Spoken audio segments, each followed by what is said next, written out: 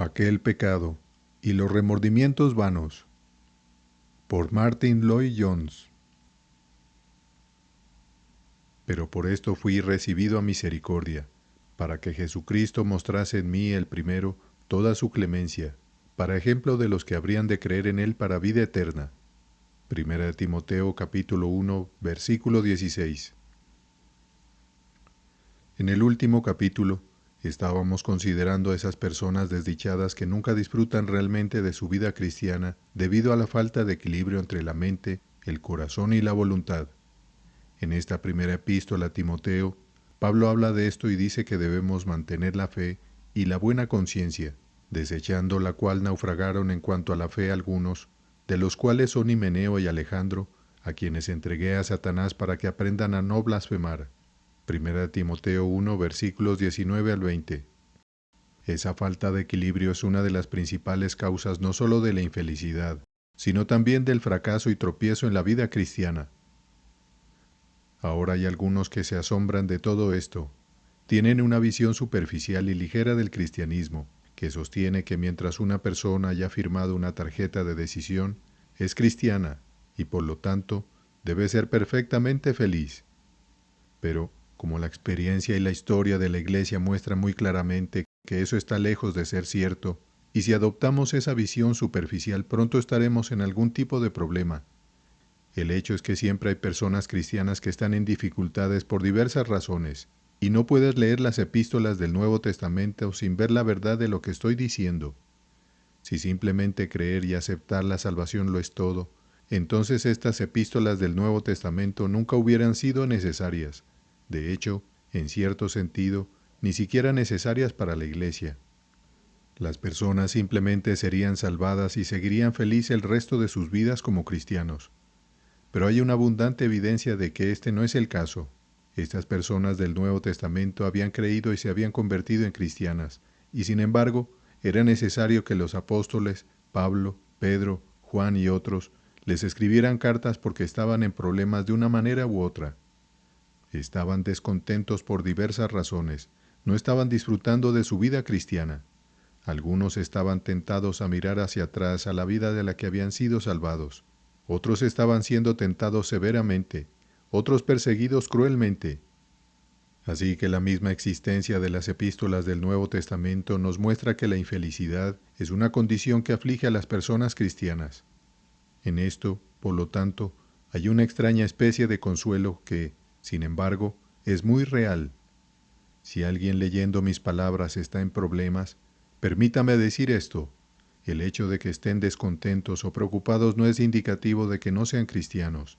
De hecho, iría más allá y diría que si nunca han tenido problemas en su vida cristiana, dudaría mucho si son cristianos en absoluto. Existe tal condición como una falsa paz. Existe tal cosa como creer en ilusiones. Todo el Nuevo Testamento y la historia de la Iglesia a lo largo de los siglos dan testimonio elocuente del hecho de que esta es una lucha de fe, y no tener problemas en tu alma está lejos de ser una buena señal. Es, de hecho, una señal seria de que hay algo radicalmente mal, y hay una buena razón para decir eso.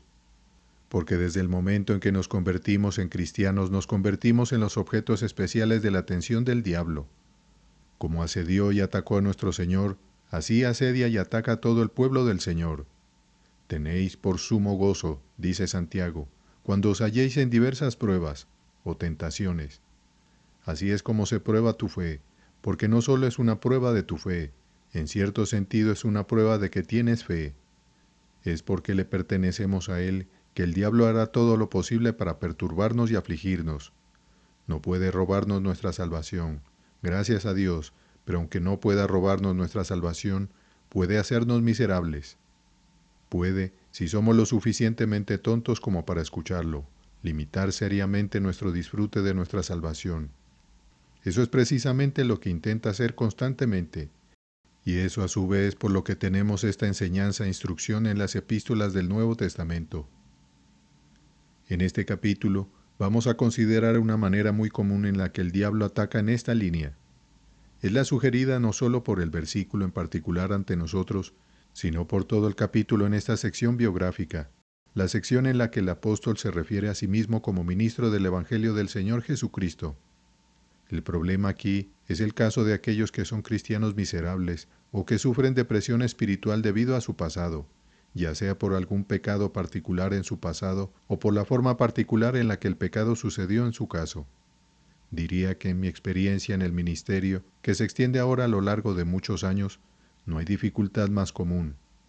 Es un problema que surge constantemente, y creo que he tenido que tratar con más personas sobre estas cosas en particular que sobre cualquier otra. Ahora, a primera vista, algunos de ustedes pueden preguntarse y cuestionar si tales personas son cristianas en absoluto. Pero están completamente equivocados. Son cristianos. Pídanles que declaren la fe cristiana y lo hacen perfectamente. Parecen estar bastante claros sobre la doctrina de la justificación por la fe. Es decir, ven muy claramente que nunca pueden enmendarse a sí mismos. No confían en sus propias vidas o actividades o cualquier cosa que puedan hacer. Son plenamente conscientes de su completa indefensión y su total dependencia de la gracia de Dios en nuestro Señor y Salvador Jesucristo. Están bastante claros sobre eso, y pueden testificar al respecto, y han creído en el Señor Jesucristo. Bueno, preguntarán, ¿qué les pasa? Su condición es que, aunque parezcan estar bastante claros sobre esta doctrina central, y aunque hablan como cristianos, sin embargo, están descontentos e infelices por algo de su vida pasada. Vienen a ti luciendo infelices, de hecho miserables, y siempre hablan de esa cosa, invariablemente la sacan a colación. Por lo general, es alguna acción, algún acto, que puede haber involucrado no a otras personas, algún mal cometido por ellos mismos. Generalmente es alguna cosa, alguna gran cosa. Es la cosa a la que constantemente vuelven. Se aferran a eso y no pueden dejarlo. Siempre lo están analizando y escudriñando, y condenándose a sí mismos por ello. Y el resultado es que están descontentos. A veces es algo que han dicho, alguna palabra que una vez pronunciaron. Permítame darles la ilustración más gráfica de esto que he encontrado en mi propia experiencia. Los menciono simplemente para ilustrar el punto que estoy haciendo. Recuerdo a un anciano que se convirtió y se hizo cristiano a la edad de 77 años, una de las conversiones más impactantes que he conocido.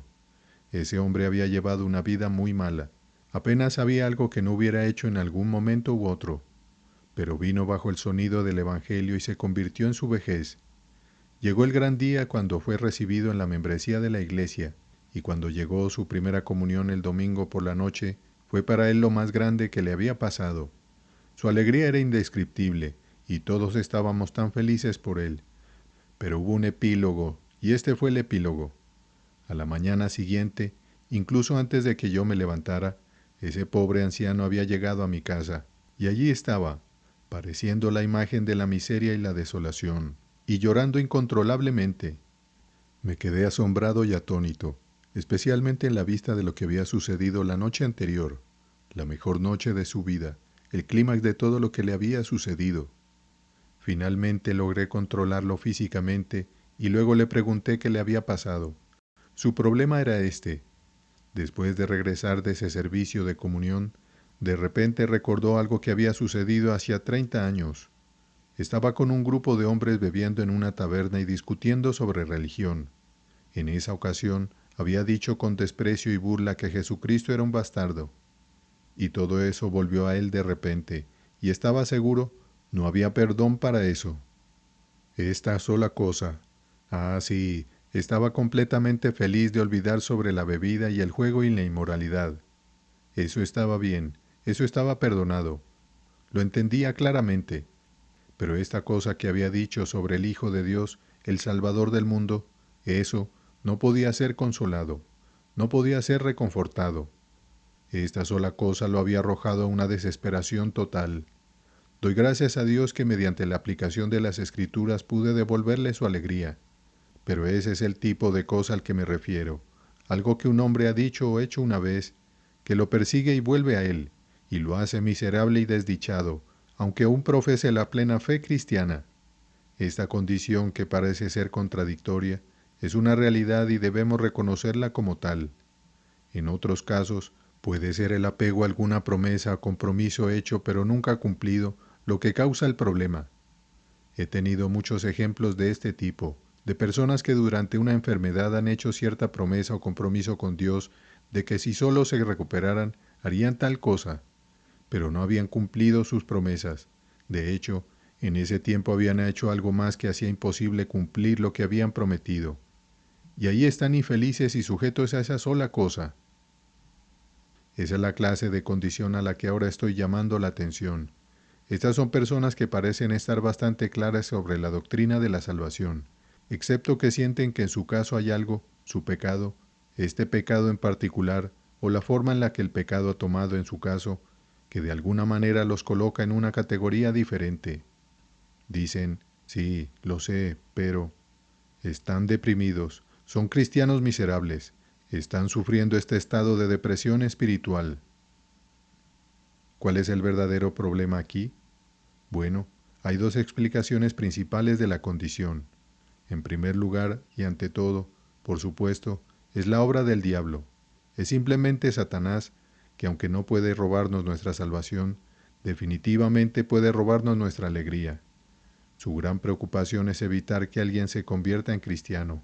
Pero cuando eso falla, su único objetivo es hacer los cristianos miserables, para que pueda señalar a hombres que están bajo convicción de pecado y decir, ¿eso es el cristianismo? Mira a él o a ella. ¿Esa es la imagen de un cristiano? Mira a esa criatura miserable. ¿Quieres ser así? Sin duda, la causa esencial de la mayoría de estas condiciones es el propio diablo. Pero también hay una causa subsidiaria, y esta es la cosa que quiero enfatizar aquí. Diría nuevamente que esta condición se debe casi en su totalidad a una ignorancia de la doctrina, a un fracaso para entender claramente la doctrina del Nuevo Testamento sobre la salvación, y eso es la esencia misma del tratamiento de la condición. Permítame decir esto claramente y sin rodeos para enfatizarlo incluso a riesgo de ser malinterpretado. Hay un sentido en que lo último que estas personas que están en esta condición no deben hacer es orar para ser liberadas de ella. Eso es lo que siempre hacen, eso es lo que invariablemente han estado haciendo cuando vienen buscando ayuda. De hecho, es lo que generalmente se les dice que deben hacer.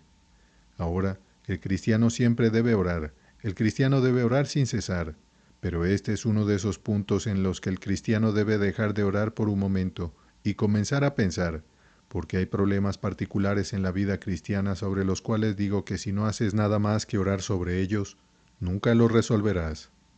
Debes dejar de orar a veces porque tu oración puede estar recordándote el problema y manteniendo tu mente fija en él. Así que debes dejar de orar y pensar, y desarrollar tu doctrina. ¿En qué debes pensar?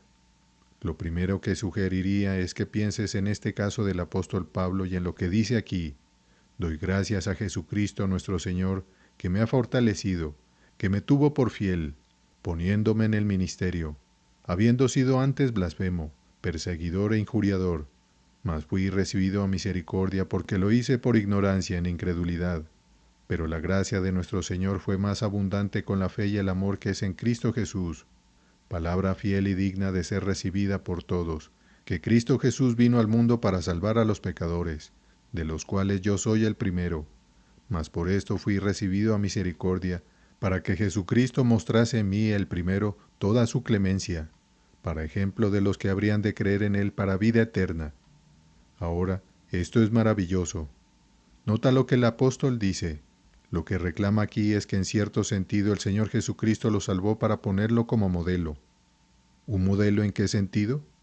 Un modelo para aquellas personas que sienten que su pecado particular de alguna manera pasa el límite de la gracia y la misericordia de Dios. El argumento del apóstol es que su caso solo es suficiente prueba, de una vez y para siempre, de que nunca debemos razonar en esa línea. En otras palabras, aquí hay personas que creen que los pecados pueden ser clasificados y hacen distinciones entre pecados particulares. Los clasifican diciendo que algunos son perdonables y aparentemente algunos no lo son. A estos el apóstol les dice que su propio caso es más que suficiente para refutar el argumento. Lo que sea que puedas pensar, dice él, lo que sea que hayas hecho, piensa en mí, piensa en lo que era, un blasfemo, un perseguidor e injuriador. ¿Podría haber algo peor? Odiaba el mismo nombre de Jesucristo de Nazaret, hizo todo lo posible para exterminar a sus seguidores. Fue a Damasco, respirando amenazas y matanza contra ellos. Estaba en esta condición, un blasfemo, un perseguidor. Ahora, dice el apóstol, soy un caso de prueba, y lo que sea que puedas pensar acerca de ti mismo, compáralo con mi caso y mira dónde estás parado. Ese es el primer argumento. Piensa en su caso y te dices a ti mismo, si él recibió misericordia, si pudo ser perdonado, debo reconsiderar este pecado en mi vida. Ahí es donde empiezas. Pero el apóstol no se detiene ahí, porque en cierto sentido no debemos diferenciar entre pecado y pecado. En la superficie, el apóstol parece estar haciendo eso. Él dice, Cristo Jesús vino al mundo para salvar a los pecadores, de los cuales yo soy el primero. Como si quisiera decir que hay pecadores grandes, pecadores menores y pecadores pequeños. Sin embargo, él no quiso decir eso. No puede significar eso, porque eso sería contradecir su doctrina esencial. Lo que quería decir es que cuanto más cerca está un hombre de Dios, más grande ve su pecado. Cuando un hombre ve la negrura de su propia alma, dice, soy el principal de los pecadores, y solo un cristiano puede decir eso. El hombre del mundo nunca hará tal declaración. Siempre está demostrando lo buen hombre que es. Pero Pablo parece estar diciendo más que eso. Como acabo de decir, parece sugerir de alguna manera que estos pecados contra la persona de Cristo son el pecado de pecados, pero aclara su significado cuando lo expresa así, en otras palabras, lo hice por ignorancia, en incredulidad. Al expresarlo de esa manera, destruye estas gradaciones del pecado. Desde un ángulo, su pecado fue el peor pecado concebible, pero desde otro ángulo es la suma de todos los pecados porque finalmente solo hay un pecado, y ese es el pecado de la incredulidad. Esa es la gran doctrina del Nuevo Testamento sobre este asunto. Es lo que estas personas tienen que entender por encima de todo, lo que no debemos pensar en términos de pecados particulares, sino siempre en términos de nuestra relación con Dios. Todos tendemos a desviarnos en este punto. Por eso tendemos a pensar que algunas conversaciones son más notables que otras, pero no lo son. Se necesita la misma gracia de Dios para salvar a la persona más respetable del mundo, como a la persona más desenfrenada del mundo. Nada más que la gracia de Dios puede salvar a alguien, y se necesita la misma gracia para salvar a todos. Pero no pensamos así. Pensamos que algunas conversiones son más notables que otras, porque estamos equivocados en nuestra doctrina. Diferenciamos entre pecado y pecado, y pensamos que algunos pecados son peores que otros. Todo vuelve a nuestra relación con Dios. Todo es una cuestión de creencia o incredulidad. Hay muchos ejemplos impactantes de esto en las Escrituras. El punto en el que un hombre como José mostró supremamente su visión espiritual y comprensión fue este. Cuando fue tentado por la esposa de Potifar, él dijo, ¿cómo pues yo haría este gran mal y pecaría contra Dios? Lo que preocupaba a José no era la posibilidad de pecar contra la mujer, sino contra Dios mismo. Ahora eso es verdadero pensamiento espiritual. No debemos pensar tanto en el pecado en sí mismo. Eso es lo que tendemos a hacer. Lo que constituía pecado para José era el hecho de que implicaba su relación con Dios. Si hago eso, estaré pecando contra Dios. David vio lo mismo. Asesino y adúltero que era, esto es lo que lo preocupaba. Contra ti solo he pecado, y he hecho lo malo delante de tus ojos. No estaba minimizando el mal que había hecho a otros. Sabía todo sobre eso, pero eso no era lo peor. Era Dios, su relación con Dios. En el momento en que piensas eso de esa manera, olvidas pecados particulares y olvidas que uno es peor que otro. Mi incredulidad, dice Pablo, ese fue el problema, no acciones particulares. Es, de hecho, nuestra relación con Dios y su ley lo que importa. El Nuevo Testamento tiene enseñanzas muy impactantes al respecto. ¿Han observado la lista de las obras de la carne que Pablo presenta en el capítulo 5 de la epístola a los Gálatas? Porque las obras de la carne son manifiestas, las cuales son adulterio, fornicación, inmundicia, lascivia, estamos claros sobre ellas, horribles, idolatría, ciertamente hechicería, obvio, Ah, pero de repente enemistad. ¿Enemistad? ¿Pero no pensaba que el pecado solo se aplicaba a ciertas personas que eran adúlteras e inmundas? De ninguna manera. Odio, pleitos, celos, iras, contiendas, disensiones, herejías. ¿Notas cómo las mezcla? Envidias, homicidios. Sí, no solo actuales, sino también en el corazón. Ebriedades, orgías y cosas semejantes. ¡Qué lista! Y nuestro Señor dijo lo mismo cuando nos recordó que del corazón proceden los malos pensamientos, los homicidios, etc. Los pone juntos, no solo ciertos grandes pecados, sino cada pecado, cualquier cosa que sugiera una relación incorrecta con Dios, la falta de ley, la violación de la ley. Santiago ha establecido este punto de una vez por todas en su epístola en el 2º capítulo y el 10º versículo. Porque cualquiera que guardare toda la ley, pero ofendiere en un punto, se hace culpable de todos.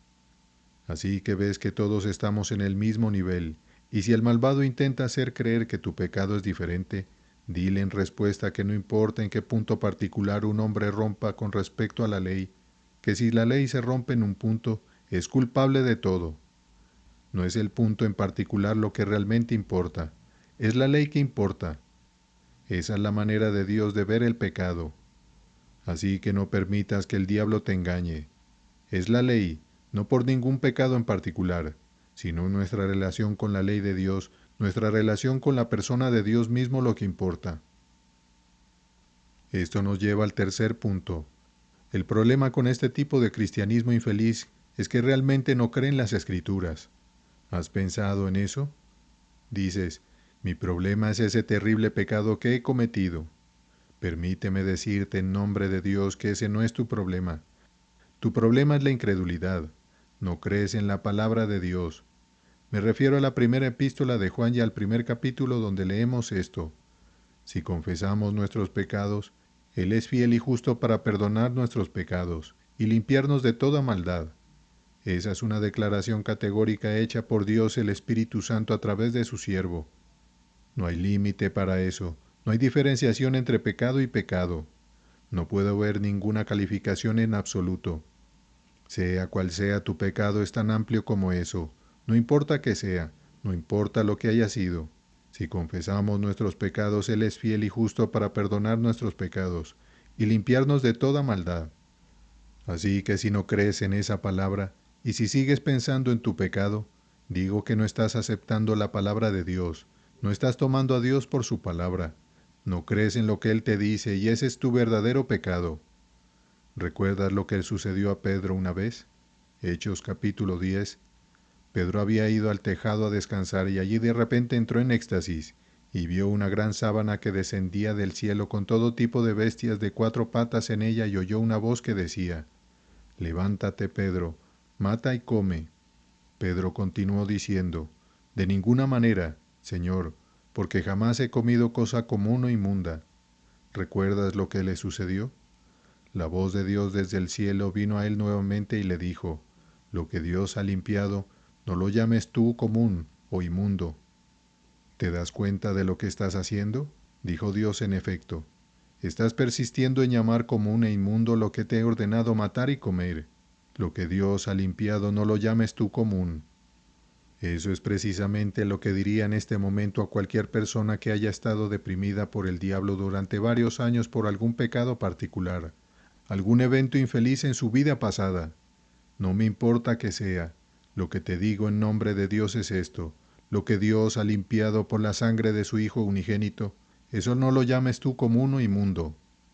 La sangre de Jesucristo, su Hijo, nos limpia de todo pecado y de toda maldad. Cree en la palabra de Dios, amigo mío. No sigas orando frenéticamente para ser perdonado por ese pecado. Cree en la palabra de Dios. No le pidas un mensaje de perdón. Él te lo ha dado. Tu oración bien podría ser expresión de incredulidad en ese punto. Créele a Él y a su palabra. Otro problema con estas personas es que no parecen darse cuenta completamente de lo que nuestro Señor hizo en la cruz en el Monte Calvario. Creen en su muerte sacrificial y expiatoria, pero no trabajan en sus implicaciones. No han comprendido completamente la doctrina. Saben lo suficiente para ser salvos. Estoy hablando de los cristianos, pero están en un estado de depresión por lo que no se dan cuenta completamente de lo que esto significa. Olvidan que el ángel anunció a José al principio que él salvará a su pueblo de sus pecados. Mateo 1, versículo 21. El ángel no dijo que él salvará de todos los pecados excepto este pecado que has cometido. No, él salvará a su pueblo de sus pecados. Y escucha a Pedro decir lo mismo, quien llevó él mismo nuestros pecados en su cuerpo sobre el madero, para que nosotros, estando muertos a los pecados, vivamos a la justicia, y por cuya herida fuisteis sanados. Primera de Pedro 2, versículo 24. No hay ninguna calificación allí, ningún límite. O escucha las palabras del apóstol Pablo cuando dice, al que no conoció pecado, por nosotros lo hizo pecado, para que nosotros fuésemos hechos justicia de Dios en él. Segunda de Corintios 5, versículo 21. Todos fueron puestos allí, todos, no hay límite, no queda nada. Todos los pecados de su pueblo están allí, cada uno de ellos. De hecho, él mismo lo dijo, ¿no es así? En la cruz. Dijo, consumado es, absolutamente consumado. ¿En qué sentido? Está terminado en el sentido de que no solo todos los pecados cometidos en el pasado fueron tratados allí, sino que también todos los pecados que pudieron cometerse alguna vez fueron tratados allí. Es un sacrificio una vez y para siempre. Él nunca volvería a la cruz otra vez. Todos los pecados fueron tratados allí final y completamente, todo. Nada quedó sin hacerse, consumado es. Lo que nos recordamos mutuamente al tomar el pan y el vino, y lo que proclamamos, es esa obra terminada y completa. No queda nada sin hacer, no hay ninguna calificación con respecto a pecados particulares. Todos los pecados de los que creen en Él, todos y cada uno, han sido tratados, y Dios los ha borrado como nube espesa. Todos los pecados que puedas tener alguna vez han sido tratados allí, así que cuando acudes a Él, es la sangre de Jesucristo su Hijo, la que te va a limpiar. El siguiente paso, por lo tanto, es que debemos estar claros acerca de la justificación. He tratado esto en un capítulo anterior, pero permíteme recordártelo. Recordemos que nuestra justificación significa no solo que nuestros pecados son perdonados y que hemos sido declarados justos por Dios mismo, no simplemente que éramos justos en el momento en que creímos, sino justos permanentemente. Porque la justificación significa también esto, que Dios nos da la justicia positiva de su propio Hijo, el Señor Jesucristo. Eso es lo que significa la justificación. No solo significa que tus pecados son perdonados, sino mucho más. Significa que Él también nos viste con la justicia de Jesucristo. Él dice en efecto, eres justo. No veo, no a un pecador, sino a un Hijo justo mío. Te veo en Cristo cubierto por su santidad y justicia. Y cuando Dios nos hace eso, lo hace una vez y para siempre. Estás escondido, tú mismo y toda tu personalidad y vida están en la justicia de Cristo delante de Dios. Digo, por lo tanto, con reverencia y con autoridad de la palabra de Dios, que Dios ya no ve tus pecados. Él ve la justicia de Cristo sobre ti. Agárrate de eso. La última instancia, todo se reduce a esto. La verdadera causa del problema es no darse cuenta de nuestra unión con Cristo. Muchos parecen pensar que el cristianismo solo significa que somos liberados en el sentido de que nuestros pecados son perdonados. Pero eso solo es el principio, solo un aspecto de ello. Esencialmente, la salvación significa unión con Cristo, ser uno con Cristo. Como fuimos uno con Adán, ahora somos uno con Cristo. Hemos sido crucificados con Cristo. He sido crucificado con Cristo, dice Pablo. Todo lo que le sucedió a Él me ha sucedido a mí. Soy uno con Él. Lean los capítulos 5 y 6 de la epístola de Pablo a los Romanos. La enseñanza es que hemos muerto con Cristo, hemos sido sepultados con Cristo, hemos sido resucitados con Cristo, estamos sentados en los lugares celestiales en Cristo y con Cristo. Esa es la enseñanza de las Escrituras. Porque habéis muerto, y vuestra vida está escondida con Cristo en Dios. Colosenses 3, versículo 3. El viejo hombre ha sido crucificado y todo lo que le pertenecía. Todos sus pecados han sido tratados. Están sepultados con Cristo. Han resucitado con Cristo. Así también vosotros considerados muertos al pecado, pero vivos para Dios en Cristo Jesús, Señor nuestro. Romanos 6, versículo 11. Permítame resumirlo de esta manera. Tú y yo, y para mí este es uno de los grandes descubrimientos de la vida cristiana, nunca olvidaré la liberación que me trajo darme cuenta de esto por primera vez. Tú y yo nunca debemos mirar nuestras vidas pasadas. Nunca debemos mirar nuestro pecado en nuestro pasado de otra manera que no sea la que nos lleva a alabar a Dios y a magnificar su gracia en Cristo Jesús. Te desafío a hacer eso. Si miras tu pasado y te deprime, si como resultado te sientes miserable como cristiano, debes hacer lo que hizo Pablo. Yo era blasfemo, dijo, pero no se detuvo en eso. Dice entonces, ¿no soy digno de ser predicador del Evangelio? De hecho, dice exactamente lo contrario. Doy gracias a Cristo Jesús nuestro Señor, que me ha fortalecido, porque me tuvo por fiel, poniéndome en el ministerio. Cuando Pablo mira al pasado y ve su pecado, no se queda en un rincón y dice, no soy apto para ser cristiano y he hecho cosas terribles. Para nada. Lo que hace con él, su efecto sobre él, es hacerle alabar a Dios. Se gloría en la gracia y dice, y la gracia de nuestro Señor fue más abundante con la fe y el amor que es en Cristo Jesús. Así es como debes mirar tu pasado. Entonces, si miras tu pasado y te deprime, significa que estás escuchando al diablo. Pero si miras al pasado y dices, desafortunadamente es cierto que estaba cegado por el Dios de este mundo, pero gracias a Dios, su gracia fue más abundante, Él fue más que suficiente y su amor y misericordia vinieron sobre mí de tal manera que todo está perdonado. Soy una nueva persona. Entonces todo está bien. Así es como debemos mirar al pasado, y si no lo hacemos, casi me siento tentado a decir que merecemos estar miserables. ¿Por qué creer al diablo en lugar de creer a Dios? Levántate y date cuenta de la verdad sobre ti mismo, que todo el pasado ha desaparecido, y eres uno con Cristo, y todos tus pecados han sido borrados de una vez y para siempre. Oh, recordemos que es pecado dudar de la palabra de Dios, es pecado permitir que el pasado, con el que Dios ha tratado, nos robe nuestra alegría y nuestra utilidad en el presente y en el futuro. Escucha nuevamente esas palabras pronunciadas desde el cielo al duditativo y vacilante apóstol Pedro. Lo que Dios limpió, no lo llames tú común.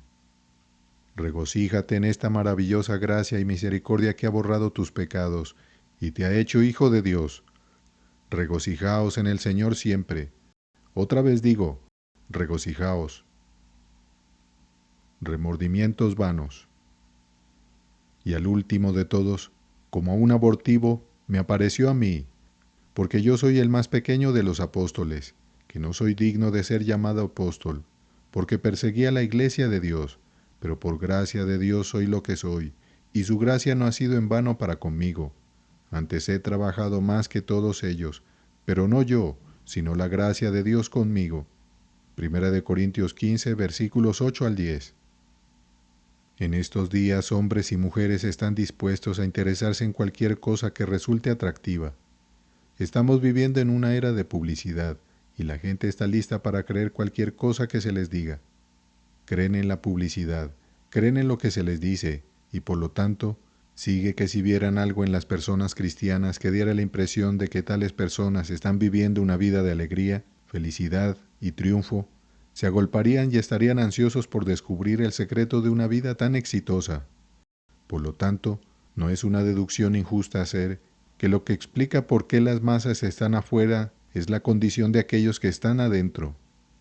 Tan a menudo damos la impresión de que estamos abatidos y deprimidos. De hecho, algunos casi darían la impresión de que convertirse en cristiano significa que enfrentas muchos problemas que nunca te preocuparon antes.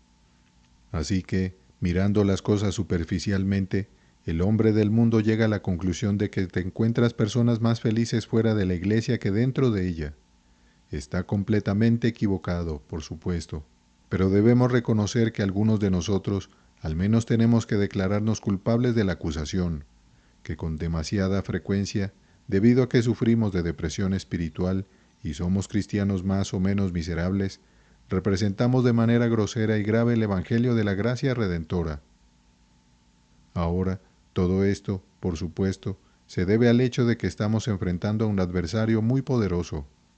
De hecho, el momento en que nos convertimos en cristianos, nos convertimos en sujetos de los asaltos más sutiles y poderosos de aquel que está descrito en la Biblia como el príncipe de la potestad del aire, el espíritu que ahora opera en los hijos de desobediencia, el Dios de este mundo, Satanás, el diablo.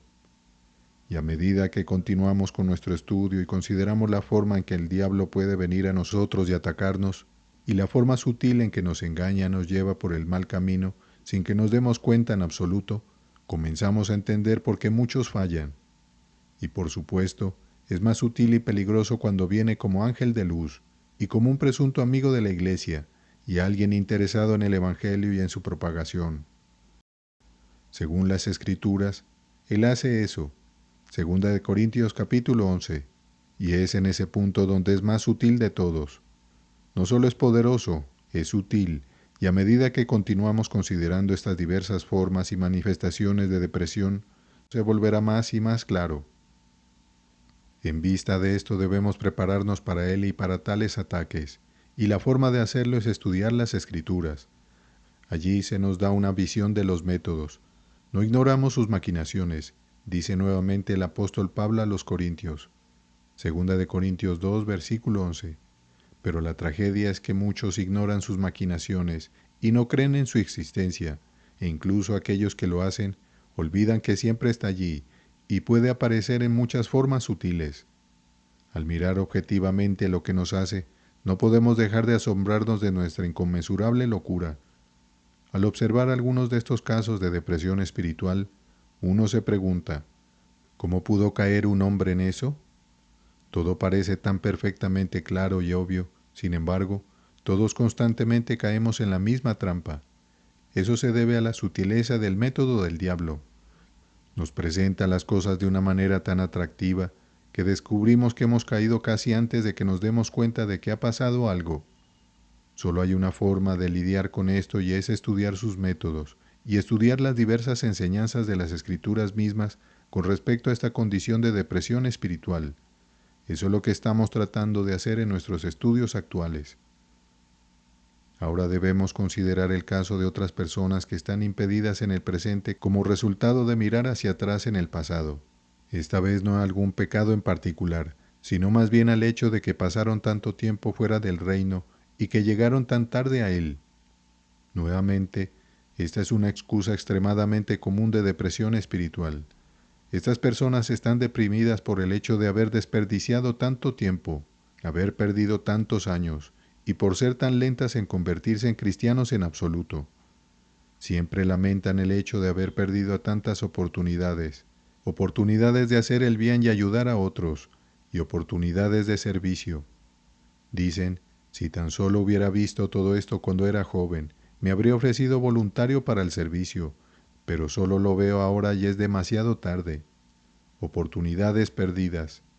O pueden expresarlo en términos de lo que podrían haber alcanzado hasta ahora, si tan solo, ese es su grito, pero no creyeron, y al mirar atrás a los años pasados fuera del mundo sin entender estas cosas, están llenos de remordimientos inútiles por lo que podrían haber hecho, por cómo podrían haber crecido en gracia y por el punto al que habrían llegado para ahora.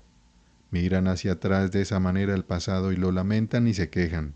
Miran hacia atrás a las alegrías que podrían haber tenido, los años de feliz experiencia alegre que podrían haber tenido. Pero es realmente demasiado tarde, las oportunidades se han ido. ¿Por qué fueron tan tontos? ¿Cómo pudieron haber sido tan ciegos? ¿Por qué fueron tan lentos? Escucharon el Evangelio, leyeron buenos libros, incluso sintieron algo en cierto momento, pero no salió nada de ello, y se permitió que la oportunidad pasara. Ahora, finalmente han entendido y están obsesionados por el pensamiento de si tan solo. Ahora bien, esta es una condición muy común y explica el estado de depresión espiritual en un gran número de personas. ¿Cómo lidiamos con esto? ¿Qué tenemos que decir al respecto? Permítanme comenzar diciendo que si bien es perfectamente correcto que tales personas lamenten el hecho de haber sido tan lentas para creer, es completamente incorrecto estar miserable al respecto. No puedes mirar hacia atrás a lo largo de tu vida pasada sin ver cosas que lamentar. Eso es como debería ser, pero es justo allí donde entra la sutileza de esa condición y cruzamos esa fina línea de distinción que yace entre un lamento legítimo y una condición incorrecta de miseria y abatimiento. La vida cristiana es una vida muy equilibrada. Esa es una de las características más destacadas. Se ha comparado con un hombre caminando en el filo de una navaja con la posibilidad de caer fácilmente hacia un lado u otro. A lo largo de todo tenemos que hacer distinciones sutiles, y aquí está una de ellas, la distinción entre un lamento legítimo y una condición incorrecta de abatimiento y miseria. Entonces, ¿cómo evitamos estar miserables en este aspecto? Vamos a considerar eso en términos de lo que el apóstol Pablo dice aquí sobre sí mismo. Esto siempre me parece una ilustración perfecta de lo que nuestro Señor enseñó en la parábola registrada en los versículos 1 al 16 del capítulo 20 de Mateo. Los obreros en la viña que fueron contratados en diferentes horas del día, algunos no hasta la hora 11ª. Lo veremos desde el punto de vista de las personas que fueron contratadas a la 11ª hora y fueron las últimas en entrar en el reino. Pero antes de abordar el tratamiento específico del asunto en términos de la Escritura, considerémoslo de manera más general. Hay ciertos principios de sentido común y sabiduría general que deben aplicarse a esta condición. Hay personas que parecen pensar que es incorrecto que un cristiano utilice el sentido común. Parecen pensar que siempre deben hacer todo de manera exclusivamente espiritual. Ahora bien, eso me parece no escritural.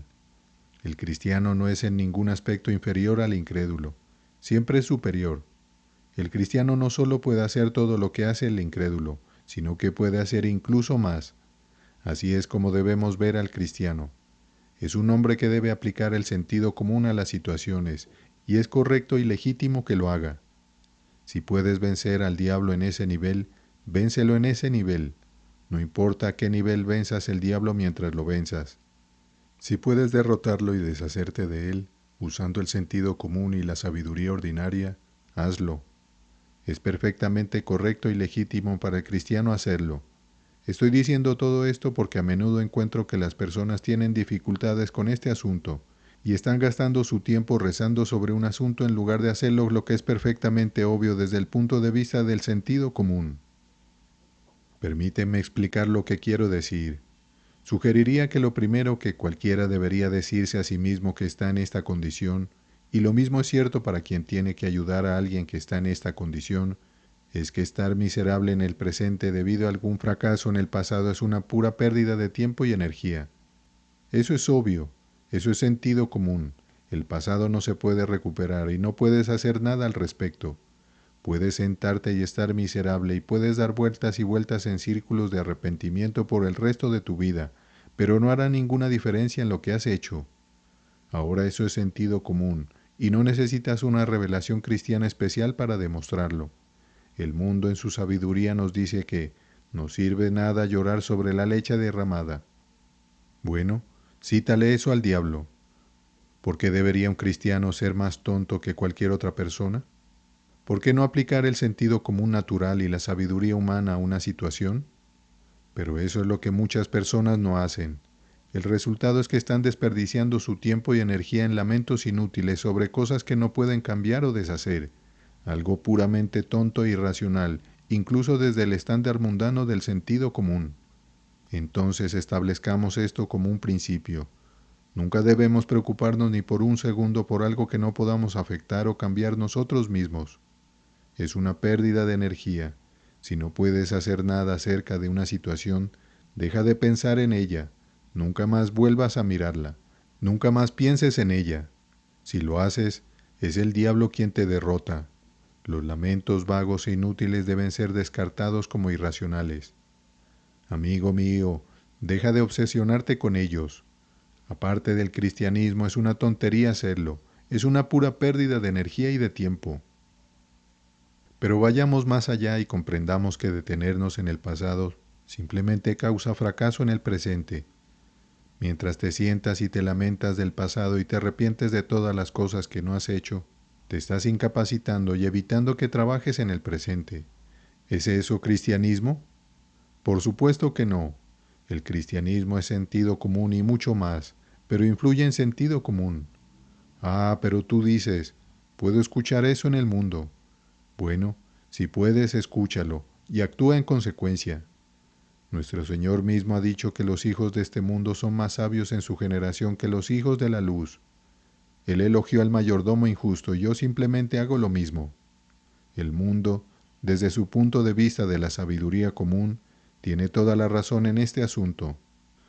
Siempre es incorrecto hipotecar el presente por el pasado. Siempre es incorrecto permitir que el pasado actúe como un freno sobre el presente.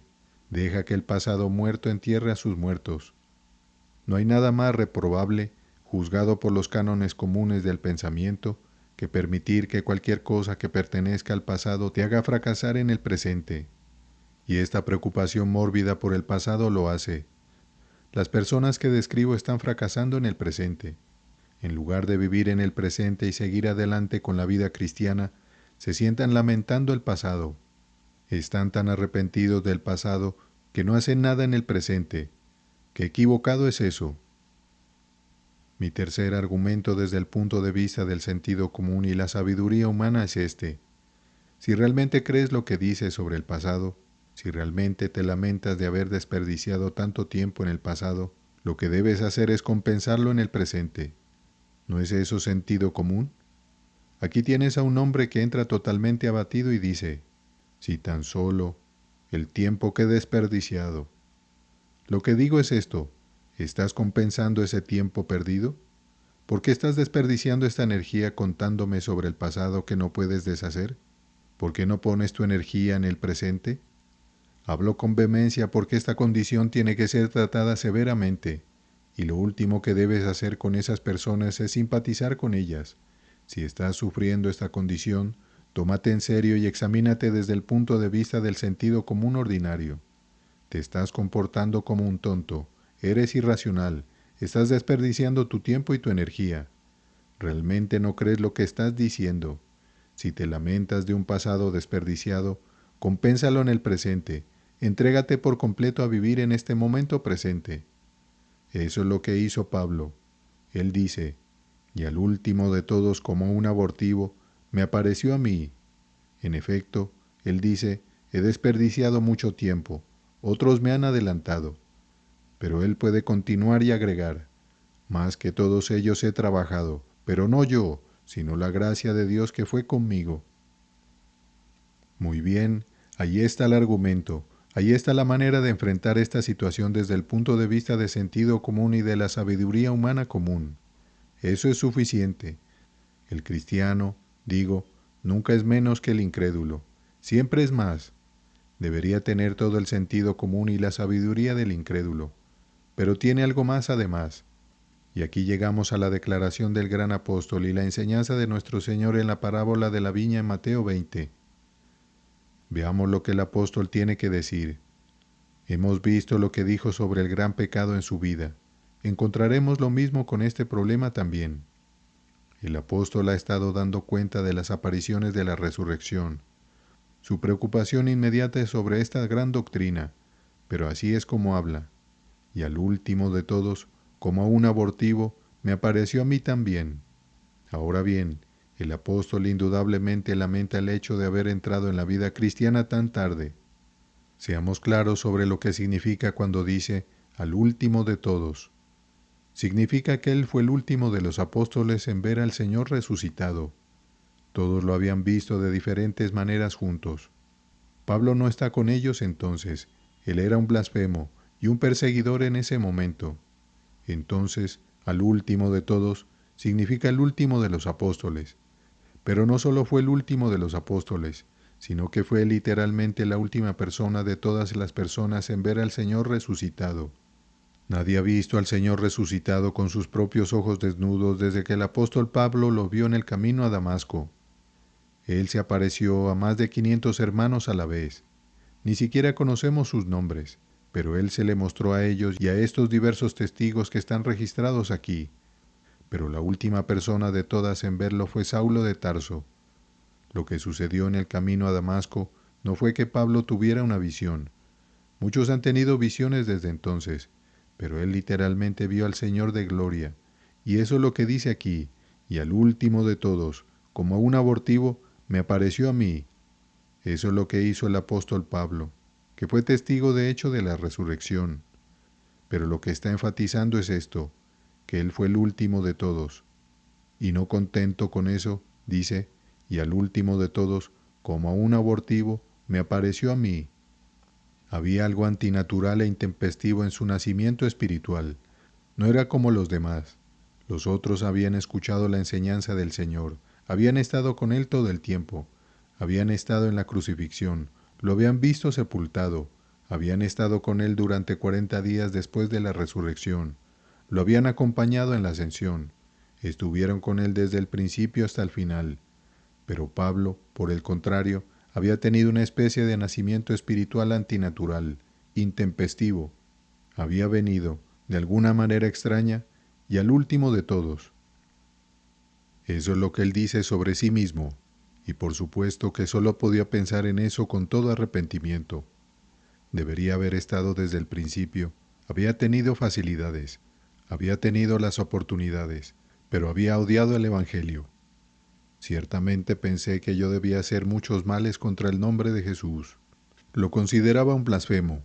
Trató de exterminar a sus seguidores y la iglesia. Allí estaba afuera, pero todos los demás estaban adentro. Pero, al último de todos, y de esta manera extraña, él entró. Qué fácil hubiera sido para él pasar el resto de su vida en lamentos vanos sobre el pasado. Dice aquí, y al último de todos, como un abortivo, me apareció a mí también, pues yo soy el más pequeño de los apóstoles, que no soy digno de ser llamado apóstol, porque perseguía la iglesia de Dios. Todo era perfectamente cierto, y él lo lamentaba amargamente, pero eso no lo paralizó a Pablo.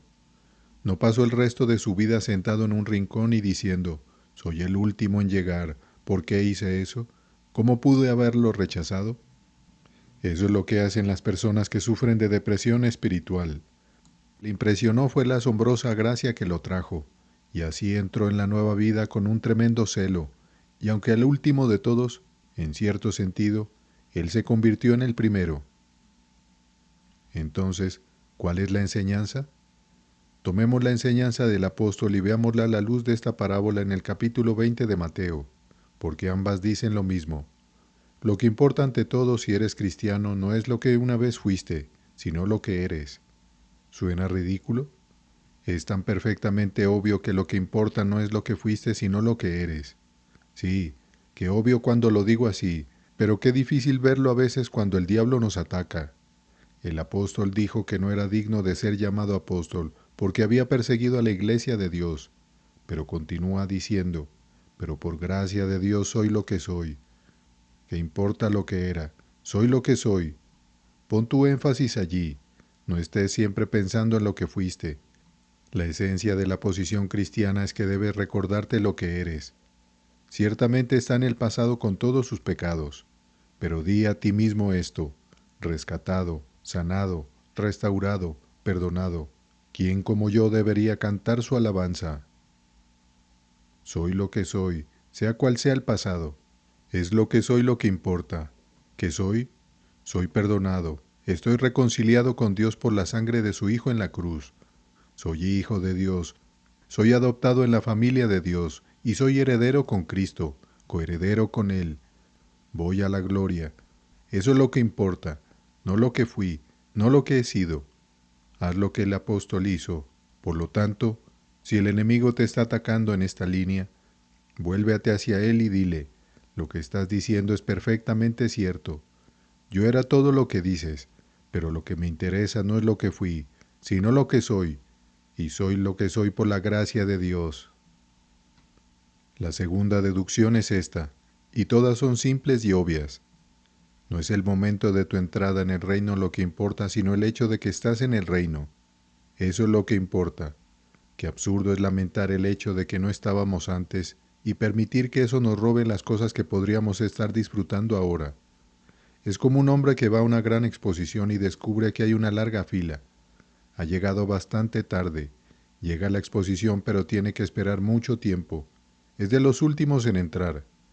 ¿Qué pensarías de ese hombre si, una vez dentro de la puerta, simplemente se queda parado en la puerta y dice, qué lástima, no fui el primero en entrar, Qué pena no haber estado antes. Te reirías de eso, y con razón, pero señalaría que probablemente te estás riendo de ti mismo, porque eso es precisamente lo que estás haciendo espiritualmente. Ojalá lo hubiera dejado tan tarde. Amigo mío, comienza a disfrutar de las imágenes, mira las esculturas, disfruta los tesoros. ¿Qué importa el momento de tu entrada? El hecho es que estás adentro, y la exposición está allí, toda extendida ante ti. No es el momento de tu entrada lo que importa. Vuelve al capítulo 20 de Mateo otra vez. Esos hombres fueron los últimos en entrar en la viña. Era la hora 11, pero estaban dentro. Eso era lo que contaba. Habían sido tomados, habían sido empleados, habían sido llevados dentro. Es el estar dentro lo que importa, no cuándo entras ni cómo entras. Podría enfatizar esto durante mucho tiempo. Uno tiene que estar diciéndolo constantemente. No es la forma o manera de la conversión lo que importa. Lo que importa es el hecho de que estás salvo. Pero la gente se sentará y se preocupará por cómo vinieron, el tiempo, la forma, el modo, el método. No importa en absoluto, lo que importa es que estás adentro. Si estás adentro, regocíjate en ello y olvídate que alguna vez estuviste fuera. Pero debemos ir aún más lejos.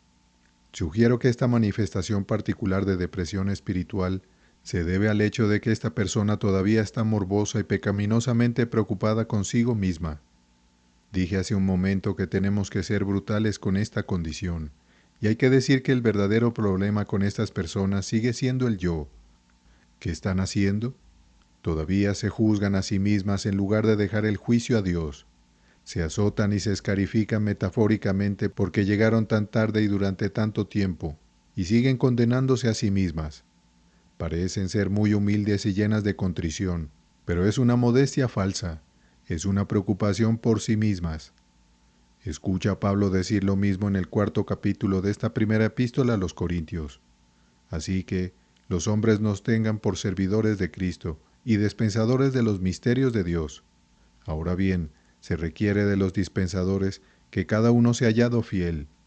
Yo, en verdad, de muy poco me cuido de ser juzgado por vosotros, o por tribunal humano, y ni aun yo me juzgo a mí mismo, porque aunque de nada tengo mala conciencia, no por eso soy justificado, pero el que me juzga es el Señor. Versículos 1 al 4. Como cristianos, debemos dejar nuestro juicio en sus manos. Él es el juez y no tienes derecho a perder su tiempo ni tu propio tiempo y energía condenándote a ti mismo. Olvídate de ti mismo, deja el juicio en sus manos, sigue con el trabajo. Todo este problema se debe a esta preocupación mórbida consigo mismo en cuanto al juicio. No solo eso, es indicativo de una tendencia aún a pensar en términos de lo que podemos hacer. Este tipo de personas viene a nosotros con aparente modestia y dice, si tan solo hubiera venido antes, ¿cuánto trabajo podría haber hecho? En cierto sentido, eso es completamente cierto, pero en otro sentido es completamente incorrecto y totalmente falso. La parábola de nuestro Señor sobre los trabajadores en la viña fue diseñada para desmentir ese argumento. Permíteme expresarlo de manera positiva al concluir. He dicho que parte del problema con estas personas es que todavía están mórbidamente preocupadas consigo mismas, que no han aprendido como cristianas que deben negarse a sí mismas, tomar su cruz y seguirlo, y dejar sus vidas pasadas, presente y futuro en sus manos. Ah, sí, pero ¿por qué están mórbidamente preocupadas consigo mismas? La respuesta es que no están suficientemente ocupadas con Él. Es nuestra falla en conocerlo a Él y sus caminos como deberíamos conocerlos. Eso es el verdadero problema. Si solo pasáramos más tiempo mirándolo a Él, pronto nos olvidaríamos de nosotros mismos. Dije hace un momento que una vez que estás en esa exhibición, no debes quedarte en la puerta lamentando el hecho de tu entrada tardía, sino más bien mirar los tesoros. Permíteme llevar eso al ámbito espiritual. Has entrado en la vida espiritual. Bueno, deja de mirarte a ti mismo y comienza a disfrutar de Él. ¿Cuál es la diferencia entre un cristiano y un no cristiano? Pablo en la segunda epístola a los Corintios capítulo 3, que el que no es cristiano es alguien que mira a Cristo y a Dios con un velo sobre sus ojos y por lo tanto no puede ver. ¿Qué es el cristiano? Esta es su descripción. Versículo 18. Pero todos nosotros, cada uno de nosotros como cristianos, todos nosotros con el rostro descubierto, el velo se ha ido, contemplando como en un espejo la gloria del Señor, somos transformados de gloria en gloria. Ese es el cristiano. Dedica tu tiempo a mirar a Cristo, a contemplarlo. Está tan arrebatado por la vista de Él que se ha olvidado de sí mismo. Si te interesa más Cristo, te interesarías menos tú mismo. Comienza a mirarlo a Él, contemplarlo con rostro descubierto, y luego aprende que en su reino lo que importa no es la duración del servicio, sino tu actitud hacia Él, tu deseo de complacerlo. Vuelve nuevamente a la parábola. No cuenta el servicio como lo hacen otras personas. Le interesa el corazón. Nosotros nos interesamos en el tiempo. Todos marcamos la hora y contamos el tiempo que hemos pasado, el trabajo que hemos hecho.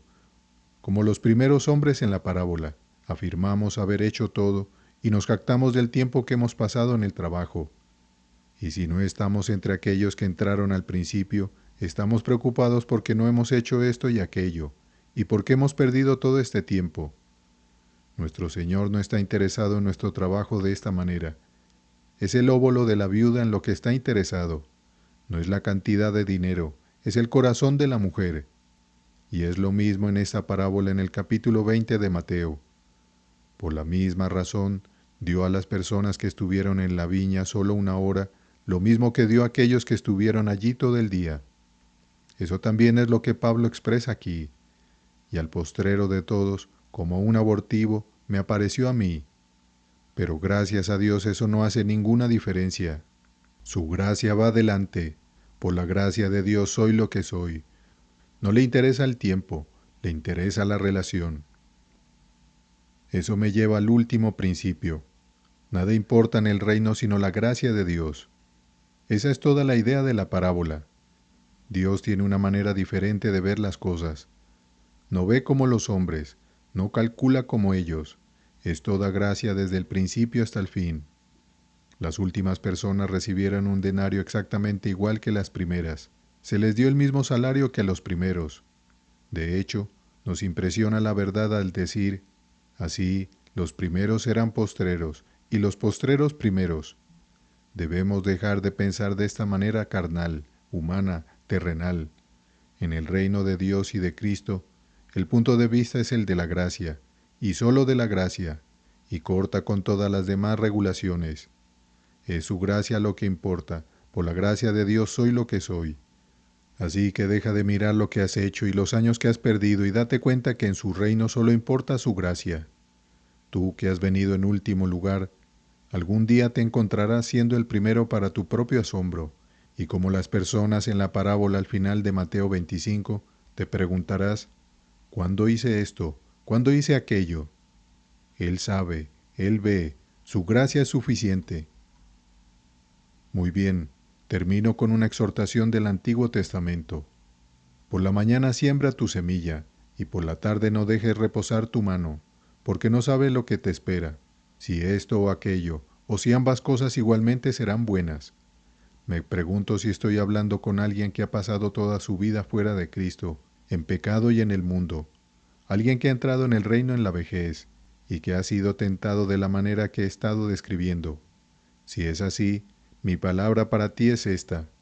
En la tarde de tu vida, no dejes reposar tu mano en este maravilloso reino de gracia. Es sobrenatural.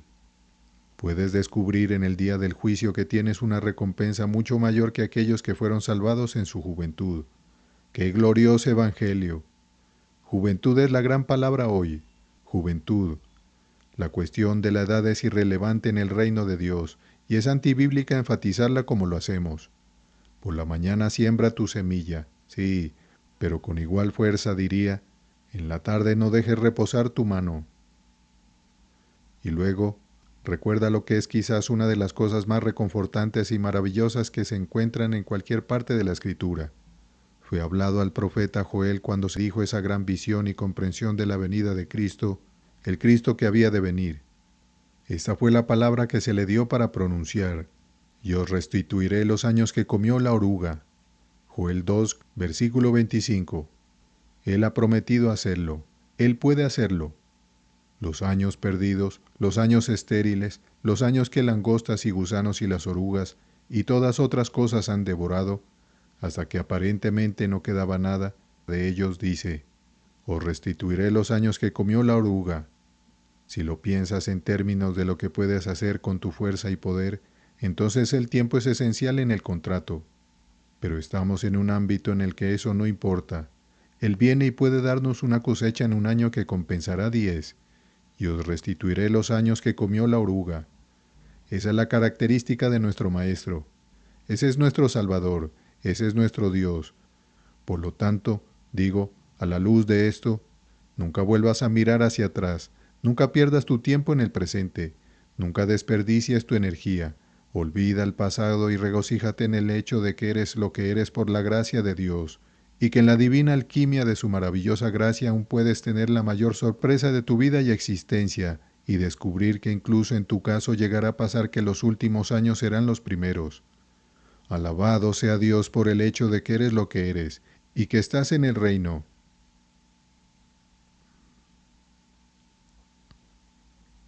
Aquel pecado y los remordimientos vanos. Por Martin Lloyd Jones. Colgado en el madero.